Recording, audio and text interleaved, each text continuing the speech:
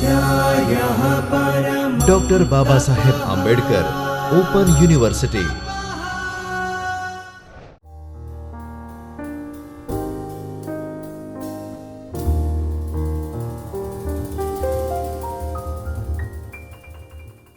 Doctor Baba Saheb Ambedkar open યુનિવર્સિટીના ચૈતન્ય સ્ટુડિયોના માધ્યમથી આજે આપણે ગુજરાતી વિષયના બીએના અભ્યાસક્રમમાં સમાવિષ્ટ એક એકમની વાત કરીશું. એકમનું નામ છે સાગર અને શશી. કવિ કાંત રચિત આ કાવ્યની આજે આપણે ચર્ચા કરીશું. સૌ પ્રથમ આ એકમના હેતુઓ જોઈએ તો ગુજરાતી સાહિત્યની જાણીતી કવિતાનો અભ્યાસ તમને થશે. કાવ્યકળાની દૃષ્ટિએ કાવ્યની તપાસ પણ તમને જાણવા મળશે. ચંદ્રોદયની થયેલી અપૂર્વ અનુભૂતિ અને અભિવ્યક્તિનો તમને ખ્યાલ આવશે. અર્વાચીન કાવ્યરચનાની ભાષા સામગ્રીનો ખ્યાલ પણ તમને આવશે. કાવ્યની પ્રસ્તાવનાની આપણે વાત કરીએ તો સાગર અને શશી એ ગુજરાતી સાહિત્યની અનુપમ રચના છે. આ કાવ્ય વિશે એવું કહેવાય છે કે ગોપનાથના દરિયા કિનારે ઊભા રહીને કવિ કાંતને જે અનુભૂતિ થઈ એનું વર્ણન આ કાવ્યમાં છે. પણ અહીં વર્ણન જે રીતે થયું છે એમાં કવિની કલ્પના અને સર્જકતા બંને કામે લાગી છે. એને કારણે આ નાનકડું કાવ્ય એની ભાષાને કારણે પણ અલગ તરી આવે છે. સાગર અને શશી આ એની આપણે કવિતાની ગાન કરીએ કે વાંચન કરીએ તો આજ મહારાજ જલ પર ઉદય જોઈને ચંદ્રનો હૃદયમાં હર્ષ જામે. સ્નેહગન કુસુમવન વિમલ પરિમલ ગહન. નિજ ગગનમાહી ઉત્કર્ષ પામે. પિતા કાલના સર્વ સંતાપ શામે. નવલ રસ ધવલ નવ નેત્ર સામે. પિતા કાલના સર્વ સંતાપ શામે.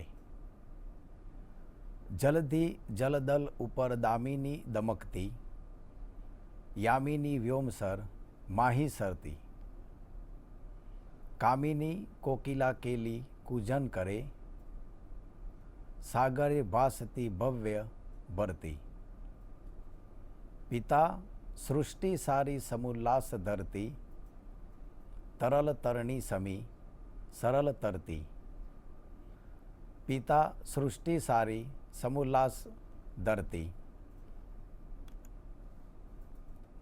કૃતિનું હવે આપણે ક્રિયાત્મક સઘન અધ્યયન કરીશું. ગોપનાથના દરિયા કિનારે ચંદ્રોદયના દર્શન કર્યા પછી કવિના મનમાં જે પ્રબળ આવેગ ઉમટે છે એનું નાજુક શબ્દોમાં અહીં અભિવ્યક્તિ થઈ છે. કાવ્યનો ઉપાડ આ જ શબ્દથી થાય છે.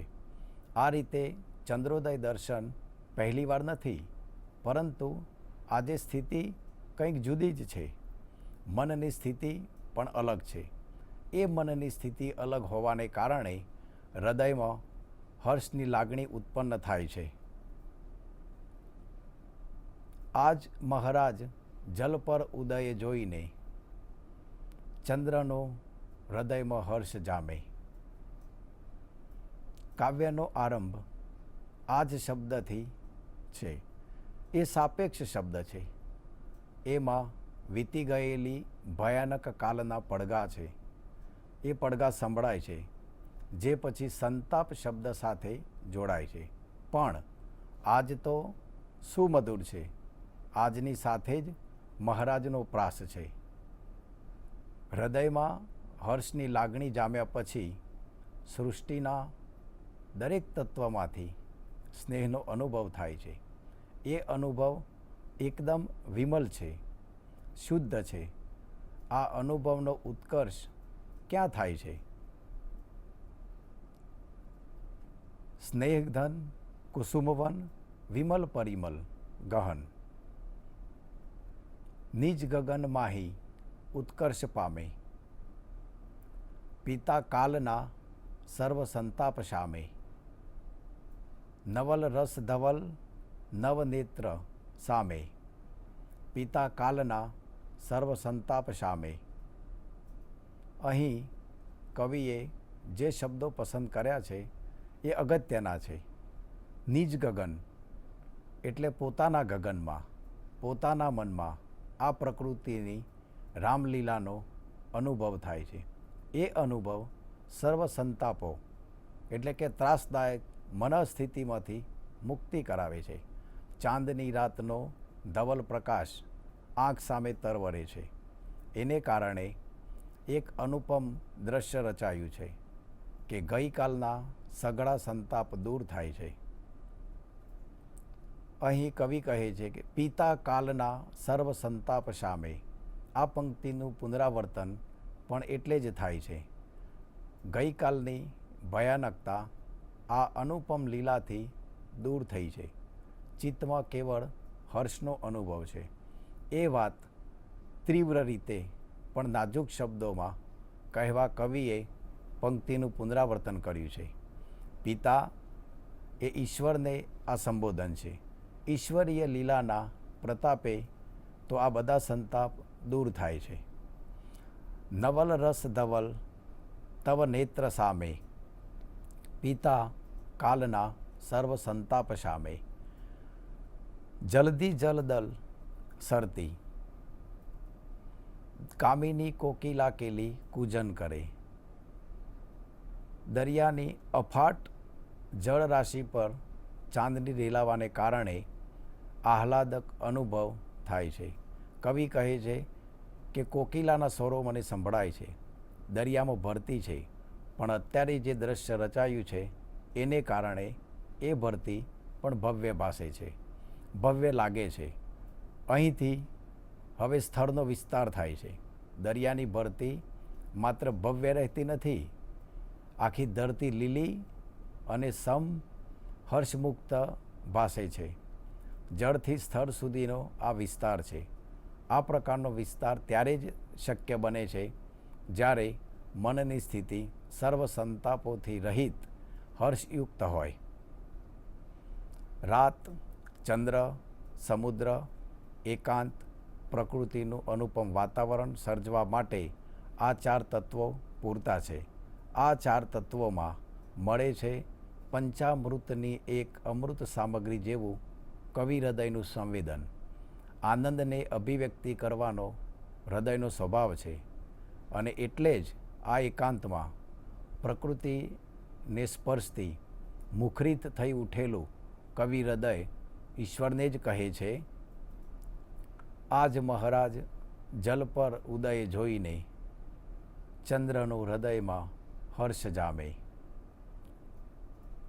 કદાચ આવી ક્ષણોમાં જ કવિઓને ઈશ્વરનો સાક્ષાત્કાર થતો હશે.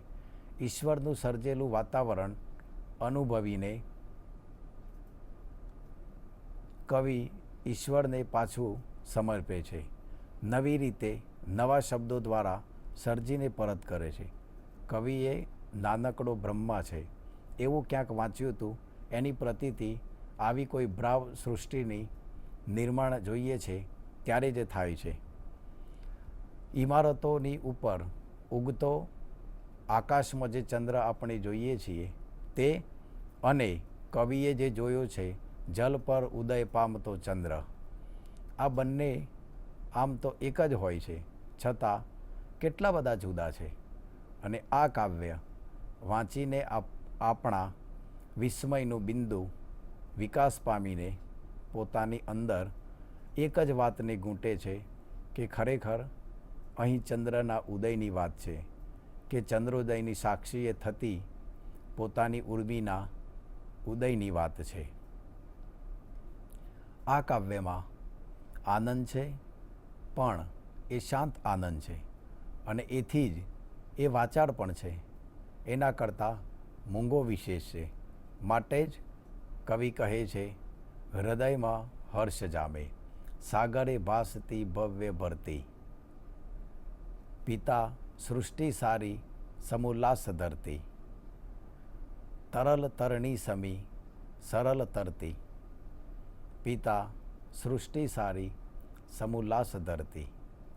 સાગર ઉપર ઉદય પામતો ધવલ ચંદ્ર સમુદ્રની લહેરો પર વીજળી ચમક્યા કરતી હોય તેમ પલ પલની ચાંદની ચૂપચાપ સરી રાત્રિ ક્યાંકથી સતત સંભળાયા કરતા કોહેલના મત ટહુકા, ભરતીના ઉછળતો પાણી અને આ બધી ભવ્ય રમ્ય પ્રકૃતિ લીલા જોઈ અપૂર્વ આનંદ, ઉલ્લાસ અને ઈશ્વર શ્રદ્ધામાં લીન થઈ જતો કિનારો અને કિનારા પર સ્થિત માનવી આ એક ચિત્ર આંખ અંતરસમ હુબહુ બની ઝૂમી રહે છે. ચંદ્રોદય પછી હૃદયમાં ઉમટેલા પ્રબળ આવેગને અત્યંત કોમળ ભાષામાં કવિ મૂકી આપે છે. સમુદ્ર પરની ચાંદની રાતનું જે માર્દરભર્યું આહલાદક, સજીવ અને સ્પષ્ટ રેખા સ્પર્શથી ચિત્ર આલેખાયું છે તે ક્યાંય સુધી મનમાં રમ્યા કરે તેવું છે. હવે આપણે આ કાવ્યમાં જે ભાષાકીય સામગ્રી છે એનો અભ્યાસ કરીએ. તો આ કાવ્યના વિષય વસ્તુથી પરિચિત થયા પછી એની ભાષા સંદર્ભે વિચાર કરીએ. આ કાવ્ય અત્યંત સુકોમળ પદાવલીમાં રચાયું છે. કયા શબ્દો તમને સુકોમળ લાગે છે એવા શબ્દોની અર્થ સહિત યાદી તૈયાર કરો. આ કાવ્યમાં પ્રાસયુક્ત શબ્દો પણ ઘણા છે, જેમ કે આજ, મહારાજ. આ કાવ્યનું જે બંધારણ છે એ ગીતને મળતું આવે છે. નરસિંહ મહેતાનું પ્રિય જે ઝૂલણા છંદના બંધારણમાં લખાયેલું આ કાવ્ય છે. કવિ કાંતે શંકરા ભરણામ રાગને આધારે આ કાવ્યની રચના કરી છે. હતી એવું પણ કહેવાય છે. આ ગેય રચના હોવાને કારણે ચુસ્ત લયબદ્ધ અને શબ્દોની પસંદગી એની ગોઠવણીને કારણે પણ વિશિષ્ટ રચના છે. વધુ વાત કરીએ તો આ કાવ્ય એમાં પ્રયોજાયેલા અલંકારને કારણે પણ નોંધનીય બન્યું છે. આ કાવ્યમાં પ્રયોજાયેલો વર્ણસગાઈ અલંકાર ખૂબ જ જાણીતો છે. વર્ણસગાઈ અલંકારની વાત કરીએ તો વર્ણસગાઈ એટલે એક વર્ણ કે અક્ષરનો વધુ વખત ઉપયોગ. જેમ કે ભાસતી ભવ્ય ભરતી, આ પંક્તિમાં ભ વર્ણનો ઉપયોગ વધુ થયો છે તો અહીં વર્ણસગાઈ અલંકાર છે એમ કહી શકાય. આ પ્રકારના ઉપયોગથી ભાષા માધુર્ય, એના અનહદ આનંદ અને માધુર્ય બંને માણવા મળે છે. પુનરાવલોકનની વાત કરીએ તો સ્વાધ્યાય 1માં તમારે કાંત રચિત સાગર અને શશીમાં પ્રાસયુક્ત શબ્દોની અર્થ સહિત યાદી તૈયાર કરવાની છે. સ્વાધ્યાય 2ની વાત કરીએ તો સ્વાધ્યાય 2માં કાંતના અન્ય ગેય એટલે કે ગાઈ શકાય તેવા કાવ્યોની રચના તપાસવાની છે. એવા કાવ્યોની એક યાદી તૈયાર કરો. સ્વાધ્યાય 3માં વાત કરીએ તો કાંત રચિત કાવ્ય સાગર અને શશીમાંથી વર્ણસગાઈ અલંકાર શોધી અને બતાવો. લેખન પ્રવૃત્તિ એટલે કે સ્વાધ્યાય કાર્યમાં તમારે જે કામ કરવાનું છે એની વાત કરીએ તો કાંતની કવિ તરીકેની ખરી સિદ્ધિ ખંડકાવ્યો પર આધારિત છે. તેમના ખંડકાવ્યોમાં જોઈએ તો અતિજ્ઞાન, વસંત વિજય, ચક્રવાક મિથુન, દેવયાની વગેરે ખંડકાવ્યોના અભ્યાસથી કવિ કાંતની ખરી પ્રતિભાનો પરિચય થશે. આમાંથી કોઈ એક ખંડકાવ્યનો અભ્યાસ કરો. કર્તા પરિચય એટલે કે આ કાવ્યના સર્જક કાંતનો પરિચય મેળવીએ તો ગુજરાતી સાહિત્યમાં કાંત તરીકે જાણીતું કવિનું મૂળ નામ મણિશંકર રત્નજી ભટ્ટ છે. તેમના જન્મની વાત કરીએ તો 20 નવેમ્બર 1967ના દિવસે અમરેલીના ચાવંડ ગામે એમનો જન્મ થયેલો. જીવનમાં ઘણા ઉતાર ચઢાવ એમણે જોયા હતા. એક સમયે તો ખ્રિસ્તી ધર્મ પણ તેમણે સ્વીકાર્યો હતો. કવિ કાંતની પ્રતિભા ઉર્મિકાવ્યો અને ખંડકાવ્યો પર ટકેલી છે.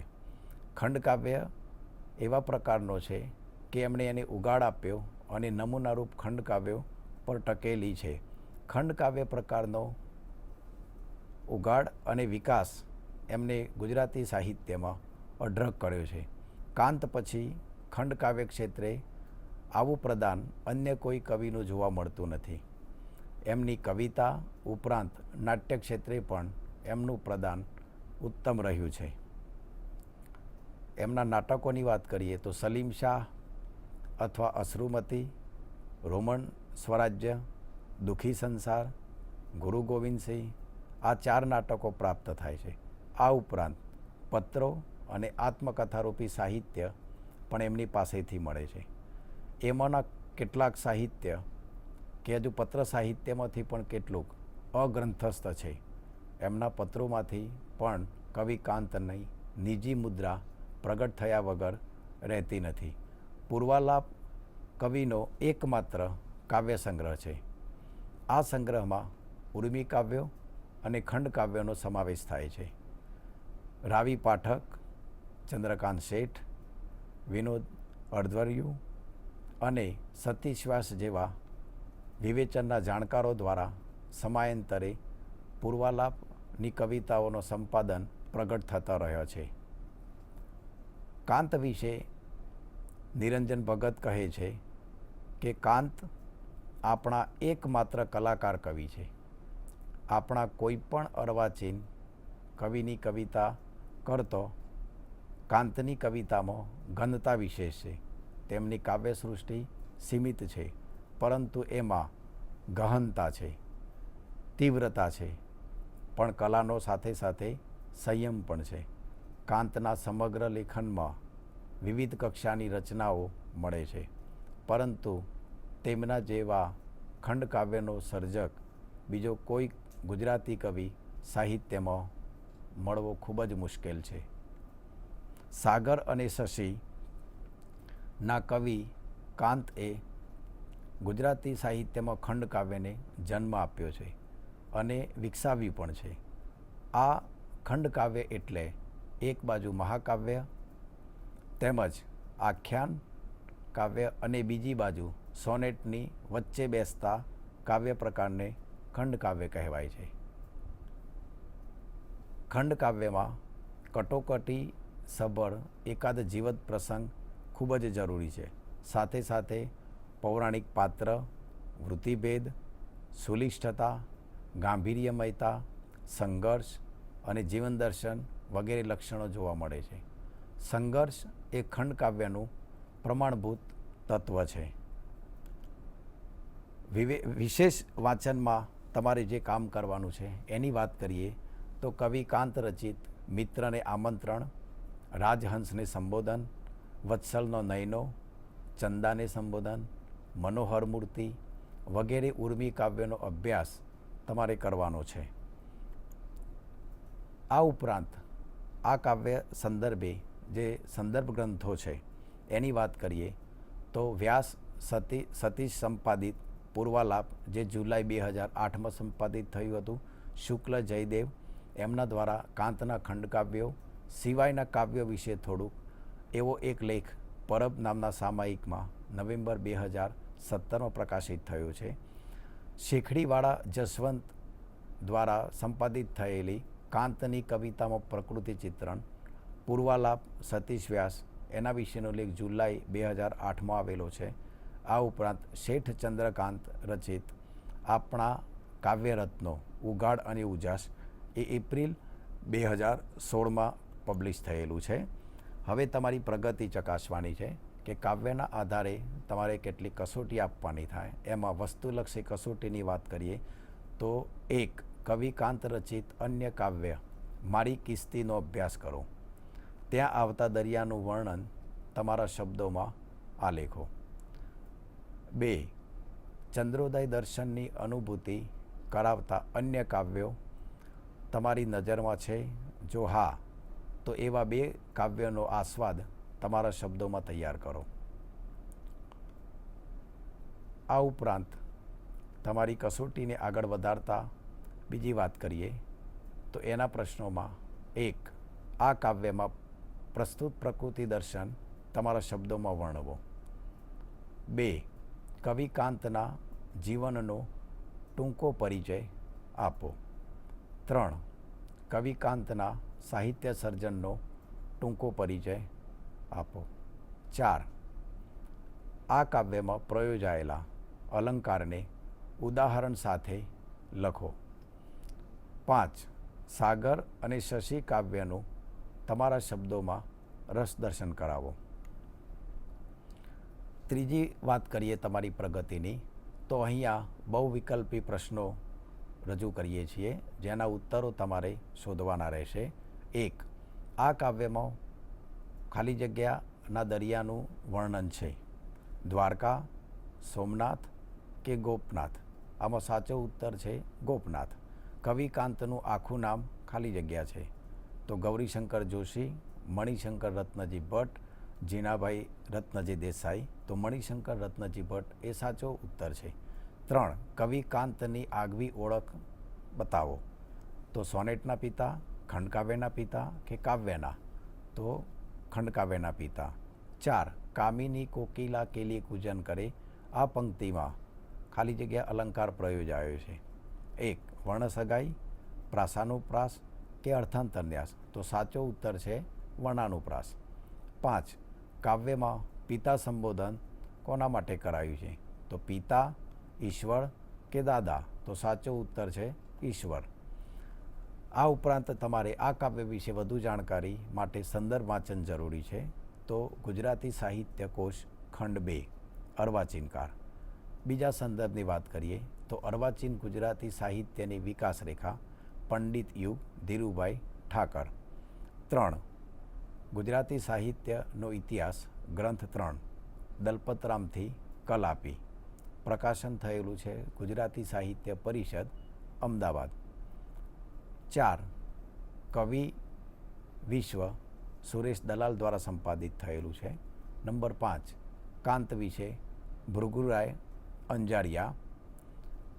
આ સિવાય ટિપ્પણની વાત કરીએ તો ગુજરાતી સાહિત્યમાં સર્જકને કેન્દ્રમાં રાખીને ઘણા નાટકો રચાયા છે. ચરિત્રલક્ષી આવા નાટકો સર્જકના જીવન અને કવનને સમજવામાં ખૂબ જ ઉપયોગી બની રહે છે. સતીશ વ્યાસ રચિત જળને પડદે કવિ કાંતના જીવન અને કવનને કેન્દ્રમાં રાખીને રચાયેલું એકપાત્રી નાટક છે. આ નાટકમાં કવિ કાંતને જાણવા અને એમના કાવ્યોને માણવા આ નાટકનું વાંચન ખૂબ જ ઉપયોગી બની શકે તેમ છે. આ સંદર્ભે કાંતનું અન્ય એક કાવ્ય એટલે કે ઉદ્ગાર, એ ઉદ્ગાર કાવ્ય પણ જોવા જેવું છે. ઉદ્ગાર એ કૃતિ અને આ સાગર અને શશી બંને કાવ્યો સંદર્ભે જયદેવ શુક્લ જણાવે છે કે આનંદમય, ઉલ્લાસમય, શાંતિમય ક્ષણોની પ્રાપ્તિ એ કાંતની મહત્ત્વની કાવ્યકૃતિ છે. આભાર.